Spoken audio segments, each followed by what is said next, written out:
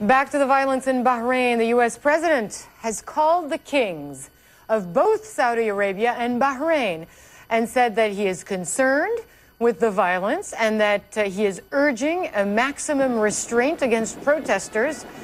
That's after new clashes broke out in Manama's Pearl roundabout. Security forces are accused of storming the city's main hospital and beating up doctors and staff.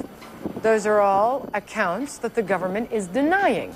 The U.S. Secretary of State is calling on both sides to return to the negotiating table. Right now, a curfew is underway in parts of Manama until 4 a.m. local time. The Bahraini government told our Mohammed Jamjoom to leave. He's now back at CNN Abu Dhabi.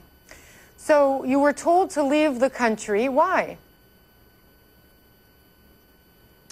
Hala, we don't know. I was contacted by the Ministry of Information. They said they would be sending a message to us. Somebody would be coming to the hotel. We had two Ministry of Information officials come to the hotel. They said that a CNN team was still welcome there, but I specifically was not. I was then escorted to the airport and made to leave the country. Hala? Now, what about what you saw while you were there? We've heard accounts from witnesses on the ground that the main hospital was attacked, that demonstrators were also attacked. Were you able to see that in the brief time that you were allowed in Bahrain? Starting this morning around 7 a.m. local time, we were awakened virtually by the sound of gunfire. We looked outside from our vantage point at the hotel. We were also getting calls from activists who were getting calls from people on the scene. We could see thick black plumes of smoke. We could see tear gas being dispersed. We could see anti-riot police going into the streets, firing tear gas at people at residential neighborhoods, trying to disperse crowds. It was a very violent scene. We then started calling hospitals to try to find out about injured. We were informed by doctors inside Salamania Hospital. They said that security forces were surrounding the hospital. They were preventing the injured from getting into the hospital. They were preventing the doctors from getting out of the hospital. The doctors inside that hospital were very, very concerned that possibly a massacre was taking place, concerned that they could not treat any wounded Bahrainis that needed treatment urgently. Now, the government since denied that. They put out statements saying that that was patently false. That was not the case. The government's line was that there was a hostage standoff going on inside that hospital and security forces were there to try to take care of that. A lot of contradictory information from the activists on the ground and the protesters and the government. The government's been denying everything the protesters saying. The government also been calling the protesters saboteurs throughout the day. Hala? What about these foreign troops in Bahrain, the Saudis, the Emiratis? Are they deployed or not?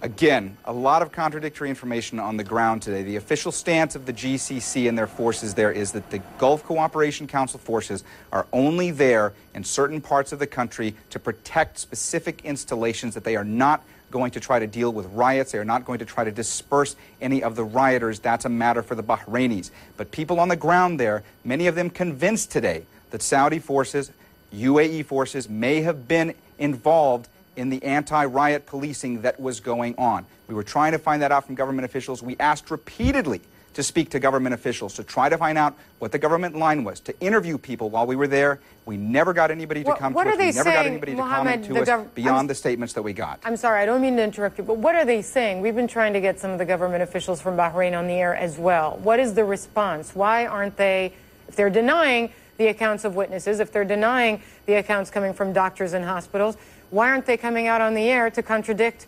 the stories coming out of Bahrain? Unfortunately, we simply don't know right now. In fact, when we had Ministry of Information officials come to the hotel to tell me that I was barred from reporting there anymore and that I would be escorted to the airport, we asked again, why weren't officials speaking to us? Throughout the day, we reached out to different ministries to try to get different officials. We kept being told that somebody would come to us, that they would have a statement, somebody would be interviewed on camera. It simply never happened. Hala? Okay, well, we're still waiting, and we're calling on officials from the Bahraini government to hopefully make themselves available, as we've repeatedly requested opportunities for interview. Thanks, Mohammed Jamjoom. He is